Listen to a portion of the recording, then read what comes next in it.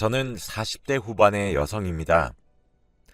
저희 집은 아버지가 회사에 다니시고 엄마는 가정주부인 그야말로 평범한 환경이었어요.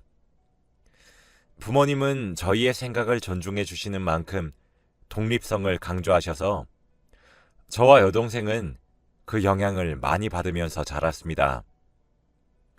그런 집안 분위기 때문에 저는 대학 때부터 경제적 독립에 관심이 많았습니다. 다른 애들보다 일찍 취업 준비를 시작했어요.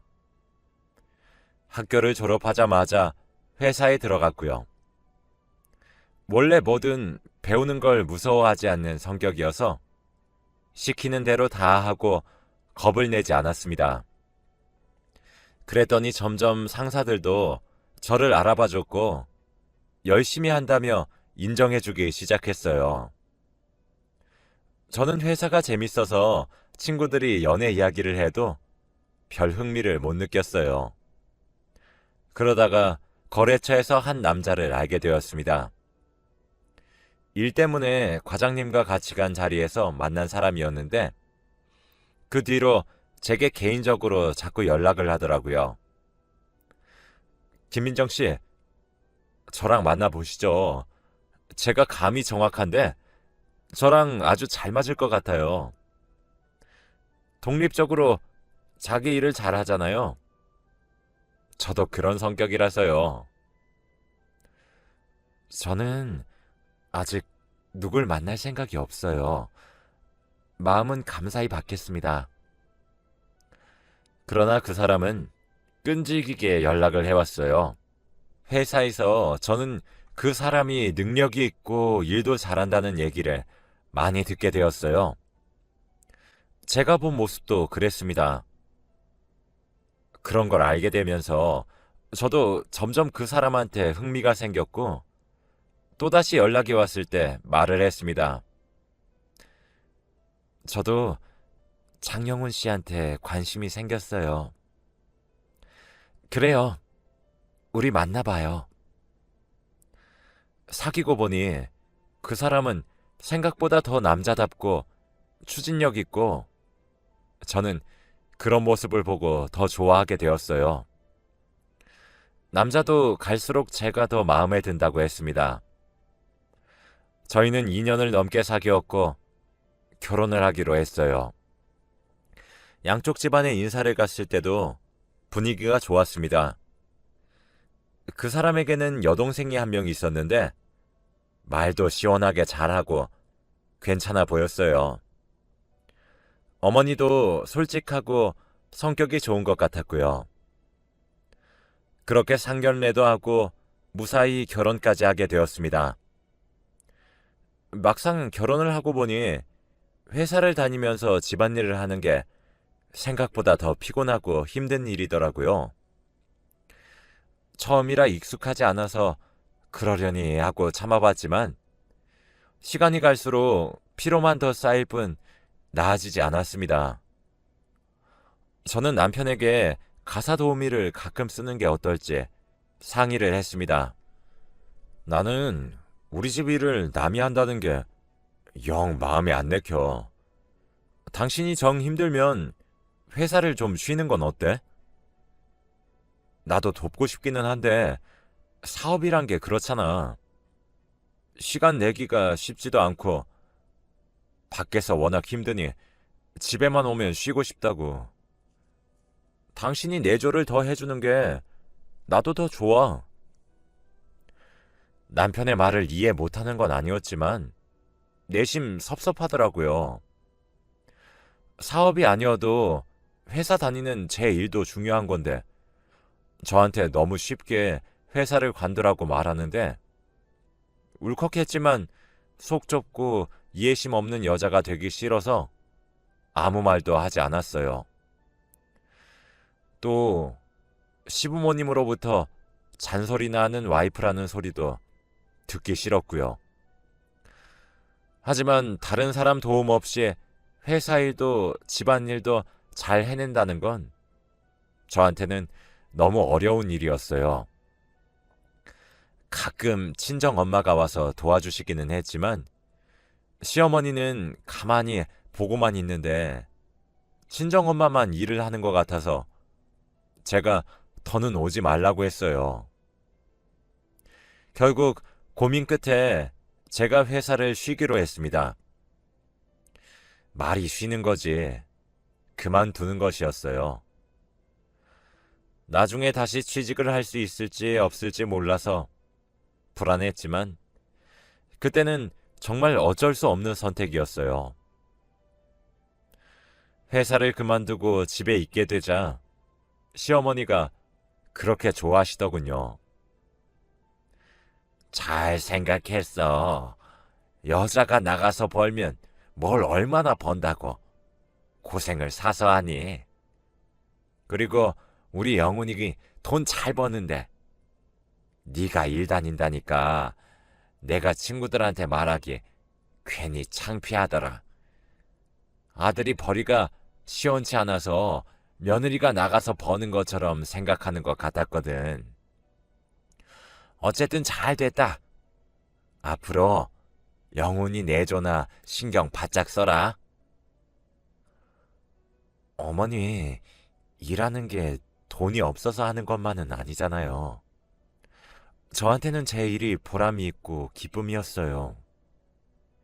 지금이야 여건이 안 되니까 그만뒀지만 나중에라도 기회가 되면 저는 꼭 제 일을 다시 가지고 싶어요. 집안일도 힘든데 무슨 바깥 일까지 하겠다고. 그래, 네가 욕심이 많은 건 알겠는데 사장 부인이면 부인답게 채통이란 것도 지킬 줄 알아야지. 저와 생각이 너무 다른 게 느껴져서 답답하기만 했어요. 그 뒤로 시어머니는 저를 보는 눈빛이 좀 싸늘해지고 쌀쌀맞은 게 느껴졌어요. 그저 기분 탓이려니 하고 넘어갔지만 찝찝하기는 했습니다. 그런데 집에서 살림만 하면서 살다 보니 그동안 남편이 생활비를 넉넉하게 주지 않았더라고요. 회사를 다닐 때는 제 돈으로 쓰던 게 많아서 잘 몰랐던 것이었어요. 남편은 생활비를 적게 주는 걸 대수롭지 않게 생각했어요. 살림하는데 돈이 그렇게나 들어가? 당신이 돈을 함부로 쓰는 거 아니야? 우리 집 생활이 그 정도 수준은 아닌데? 무슨 소리야? 당신 취향 맞추는 데만도 얼마나 까다로운데. 당신이 좋아하는 음식이 그냥 시장 나가면 살 수 있는 줄 알아? 그동안은 내가 벌었으니까 괜찮았지만 이제는 당신이 더 줘야 돼. 남편은 떨떠름한 표정으로 알았다고 했지만 썩 내켜 하지는 않는 것 같아요. 저는 우리 집 먹고 사는 건데 왜 저렇게 구두쇠처럼 구는지 이해가 되지 않았습니다.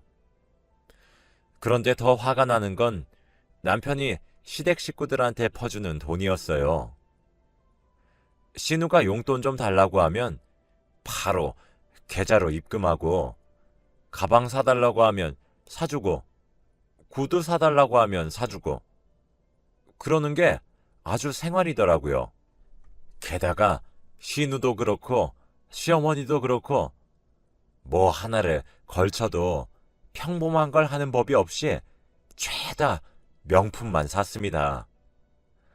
한두 푼도 아닌 걸 해달라고 하는 대로 다 해주면서 생활비는 아까워한다는 게 정말 화가 났어요. 당신 이제 결혼했어.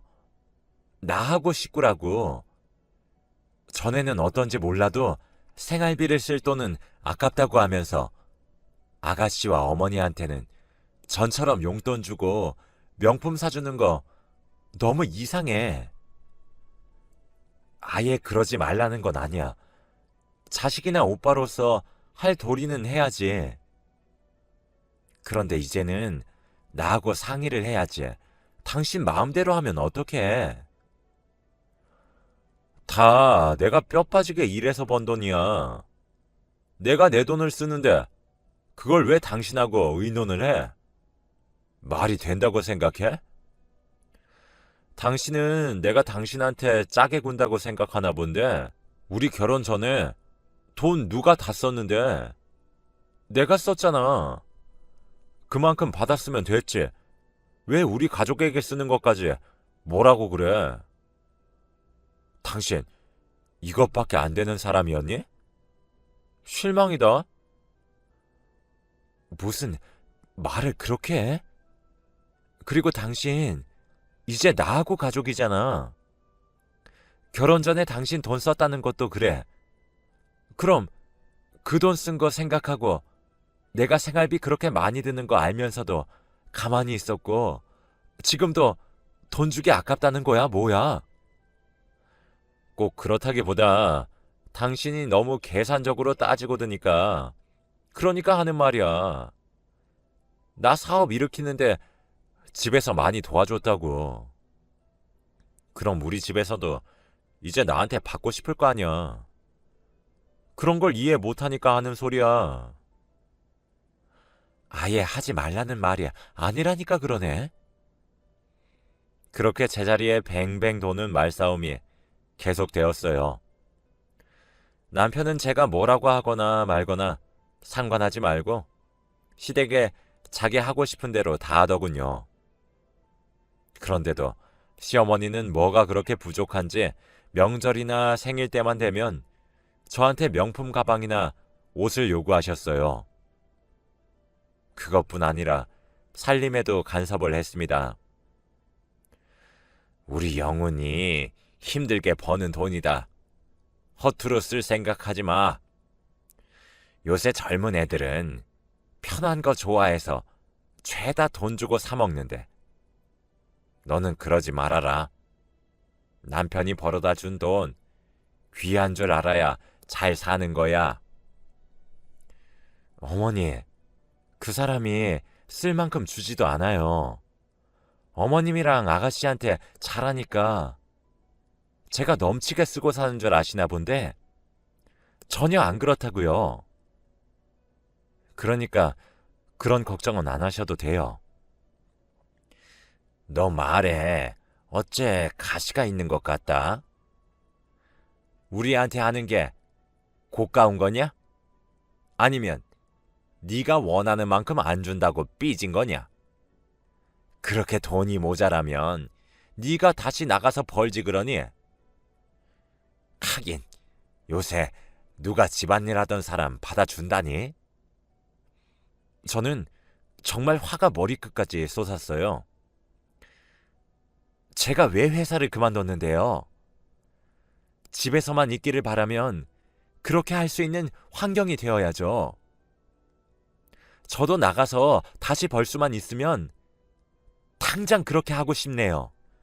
시어머니한테 무슨 말버릇이야? 참 기가 막혀서.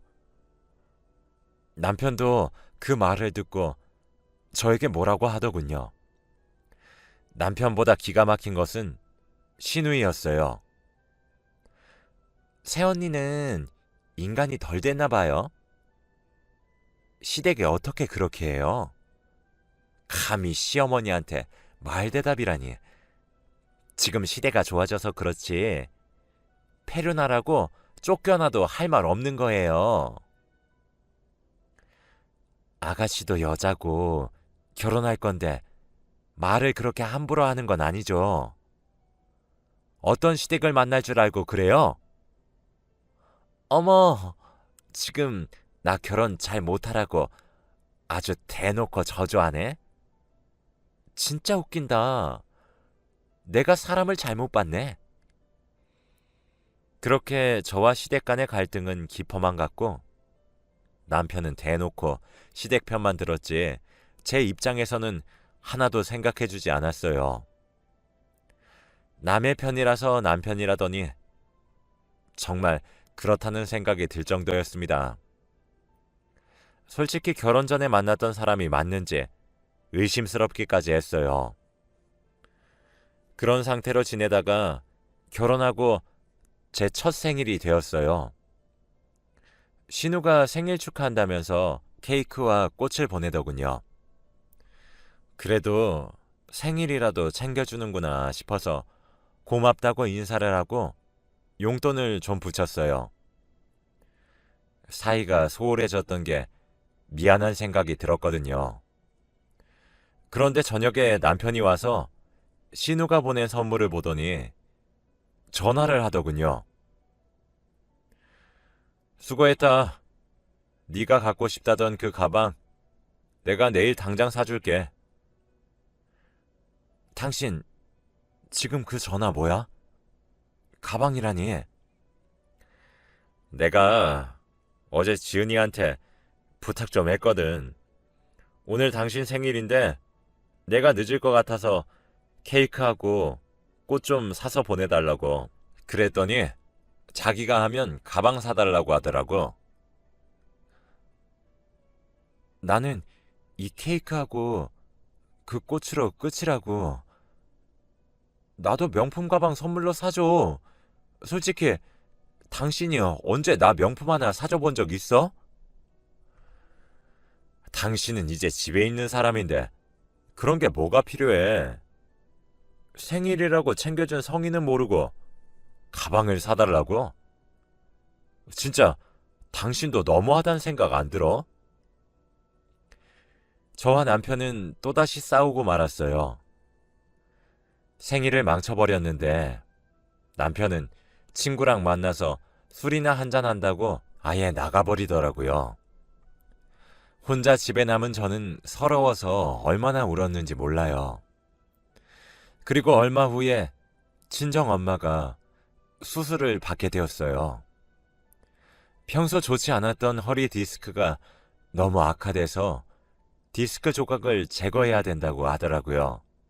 위험한 수술은 아니라고 하지만 그래도 나이 드신 엄마가 수술 때문에 입원을 하니 여러 가지로 걱정이 됐어요. 수술을 시작해서 나올 때까지 저는 계속 떨리는 마음으로 기다렸어요. 근데 남편은 전화 한 통을 하지 않더라고요. 엄마가 입원을 하고 하루가 지나서야 퇴근길에 잠깐 들렀는데요. 병원 근처 과일 가게에서 귤 한 봉지 사온 게 다였습니다. 갑자기 시어머니가 감기 걸렸을 때 남편이 백화점에서 꿀을 사왔던 게 생각났어요. 겨우 귤 한 봉지 내밀면서 할 일 다 했다는 듯이 그렇게 구는 남편을 보면서 얼마나 화가 났는지 몰라요. 저는 당장에 귤 봉지를 남편 얼굴에 집어던지고 싶은 걸 참으며 집에 간다는 남편을 따라 병원을 나왔어요. 당신은 우리 집이 우스워? 수술받고 입원하신 엄마한테 겨우 귤 한 봉지가 뭐야? 당신 어머니한테는 감기만 걸려도 백화점에서 최고가의 꿀 사서 들고 가는 사람이잖아. 또 시작이네. 진짜 피곤하다. 그럼 네가 벌어서 사주던가. 그렇게 내 돈으로 생색을 내고 싶어? 아, 그래. 생색. 알았어. 앞으로 나도 당신 집에 생색 낼 테니까 그렇게 알아. 저는 그 이후 시댁 식구들 생일도 명절도 챙기지 않았어요.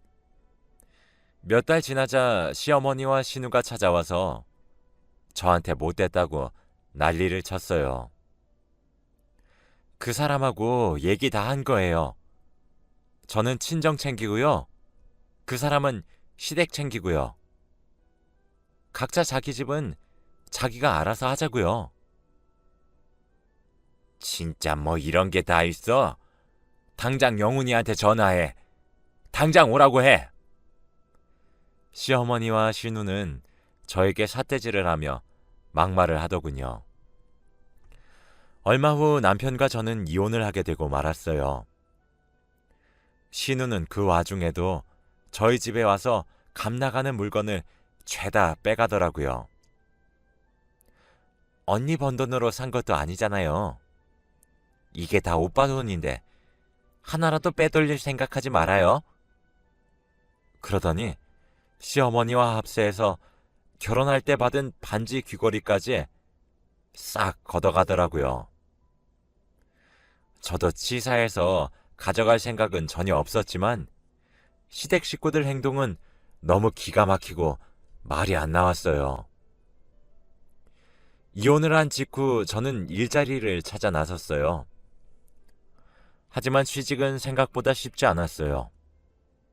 저는 결국 자존심을 접고 작은 회계 사무실에 격리로 들어가서 일을 했어요. 온갖 잡무에 시달렸지만 그래도 다른 일자리를 알아볼 염두가 나지 않아서 눈물을 참으며 열심히 일을 했습니다. 그러다가 어느 날 전에 일했던 회사 선배를 만나게 됐어요. 선배는 퇴사하고 화장품 회사를 세운다며 저에게 같이 하자고 했습니다. 민정 씨 일 잘하는 거야. 내가 잘 알지. 나 좀 도와주면 진짜 고마울 것 같아. 저야말로 이렇게 일하자고 말씀해 주셔서 너무 감사해요. 열심히 해서 선배한테 보탬이 되도록 할게요. 저는 선배 회사에 들어가서 정말 열심히 일했습니다. 힘들고 고단했던 결혼 생활을 잊으려고 일에 더 몰두했던 것 같아요. 다행히 노력한 만큼 성과가 나아주었고 시장에서 조금씩 자리를 잡기 시작했습니다. 매출이 늘어나고 직원도 더 뽑게 되니 마음이 뿌듯하더라고요. 제가 추진한 마케팅이 효과를 톡톡히 봐서 인터넷 카페에서 저희 회사 제품이 입소문이 났습니다. 점점 더 저희 노력을 알아봐주는 사람들이 늘어났어요. 어느 정도 인지도가 생기고 나서 저희 회사는 여성 의류도 만들기 시작했어요. 뜻밖의 저희 옷이 해외에서 먼저 인기를 끌기 시작했습니다. 그것을 계기로 국내에서도 매출이 점점 늘어났고요. 그렇게 되기까지 10년의 세월이 걸렸네요. 정말 죽어라 열심히 했던 시간이었지만 그 시간이 전혀 아깝지 않았어요. 선배는 저한테 이사직을 제안했어요. 회사에도 사내 이사가 더 필요하게 된 시점인 것 같아. 김 팀장이 맡아주면 좋겠어. 말씀은 감사한데 제가 이사를 하기에는 나이가 좀 어리지 않을까요? 팀장이라는 직함도 제게는 감지덕지라고 생각하고 있었거든요. 무슨 소리야. 우리 회사 초창기부터 들어와서 고생 다 했는데 김 팀장, 아니 민정 씨에 충분히 자격이 있어. 그 무렵 저희 회사는 의류 생산에 필요한 공장을 인수할 준비를 하고 있었어요. 회사 규모가 커지면서 일선에서 일할 사람이 더 필요하기는 했어요. 저는 선배의 제안을 받아들였고 전보다 더 열심히 일을 했습니다. 그러는 중에 인수할 부품 공장 리스트가 추려져서 4개로 압축이 됐어요. 저와 선배는 각자 공장을 가보고 어떤 상태인지 보기로 했습니다. 추려서 올라온 공장 목록들을 보다가 깜짝 놀랐어요. 공장 중 한 곳의 대표가 전 남편의 이름이더라고요. 회사 이름이 전하고 달라서 전혀 생각을 못하고 있었는데 그렇게 보게 되니 너무 당황스러웠어요. 혹시 동명이인인가 하고 확인해 봤더니 전 남편 회사가 맞더군요. 저는 혹시나 하는 마음에 전 남편 회사를 뒷조사했어요. 그랬더니 처음부터 너무 안일하게 운영을 해서 몇 년 전부터 적자가 쌓이기 시작했고 어떻게 해볼 수 없는 지경에 이르게 된 거였더군요. 공장 시스템도 너무 관리가 안 돼서 엉망이었고 기계도 관리 미흡으로 제대로 되는 게 없다는 결과가 나왔어요. 저는 그 내용을 토대로 전 남편의 공장은 방문 목록에서 빼기로 했어요. 선배도 그게 좋겠다고 했고요. 그렇게 일을 진행하면서 바쁘게 시간을 보내고 있는데 어느 날 회사 앞에서 누가 저를 부르더군요. 전 남편이었습니다. 그 사람은 저를 보자마자 손부터 덥석 잡더라고요.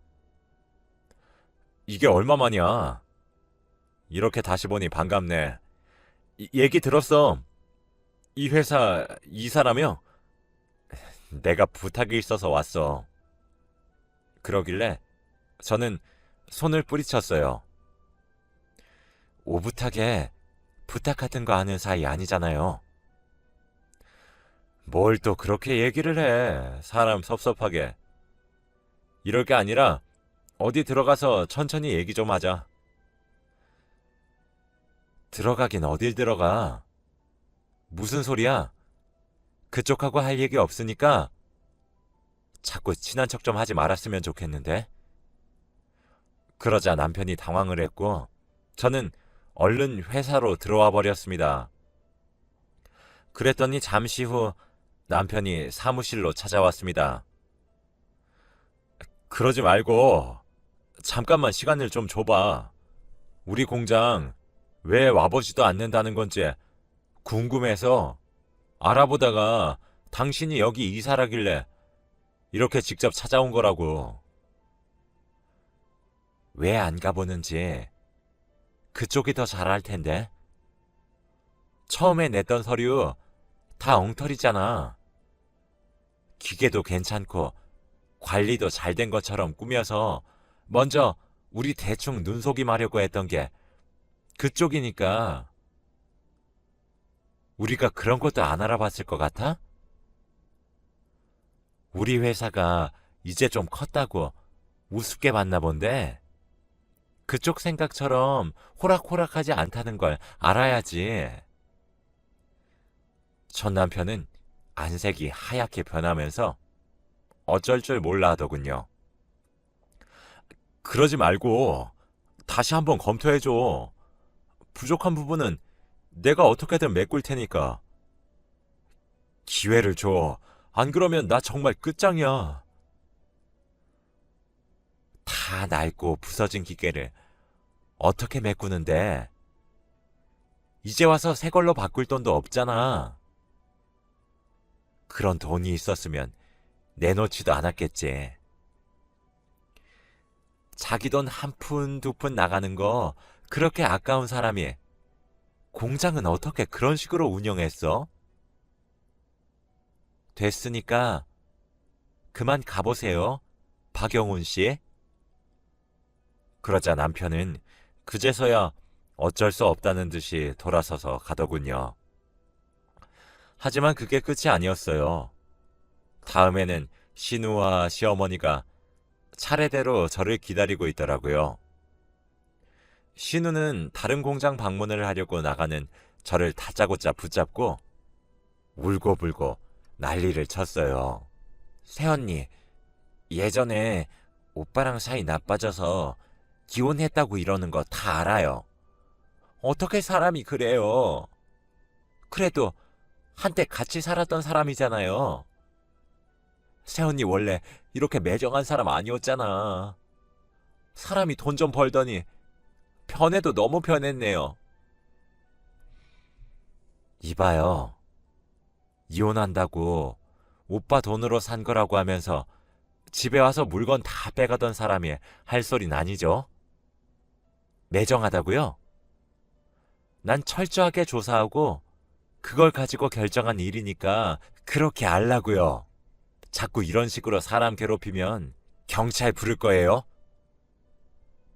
시어머니는 어떻게 알고 집 앞까지 왔더라고요. 네가 예전에 잊고 있는 게 있는 것 같은데 그때는 그럴만 했잖니. 너도 이제 일하고 있으니 잘 알 것 아니야. 돈 버는 게 얼마나 힘들어.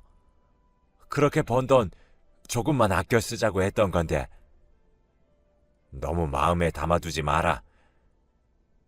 우리 영훈이 한 번만 도와줘. 그게 너한테도 좋지 않겠어? 부실한 공장 비싼 돈 주고 인수하는 게 저한테 뭐가 좋을 게 있어요? 이보세요. 저도 그때 벌만큼 벌던 회사 댁들 때문에 그만두고 다시 여기까지 오기 얼마나 힘들었는데요. 당신이 그랬지? 수고해서 번 돈 아깝다고. 그럼 우리 회사 돈은 무슨 쉽게 버는 줄 알아? 사람들이 염치가 있어야지. 폐물로 받았던 것까지 싹싹 긁어서 뺏어갔던 사람들이 무슨 생각으로 이렇게 찾아왔는지 모르겠네. 이만 가주세요. 알고 보니 전 남편이 동생이 결혼한 남자와 동업을 하게 된 것이더라고요. 그러면서 회사 이름도 바꿨는데 그 남자가 여기저기에 돈 뿌리며 투자랍시고 사람들을 모아서 놀러 다니고 공장은 돌보지도 않고 그렇게 술 마시러 돌아다녔다고 해요. 그러다가 회사는 점점 재정 상태가 나빠지고 망하기 직전까지 갔다더라고요. 결국 전 남편 공장은 완전히 부도가 났고 여동생 남편은 미리 자기 돈을 챙겨놨다가 혼자 잠적했다고 합니다. 전 남편 가족은 여기저기에 뿔뿔이 흩어졌다더군요. 재혼을 했던 여자와도 헤어졌고 그 이후로는 들은 소식이 없네요.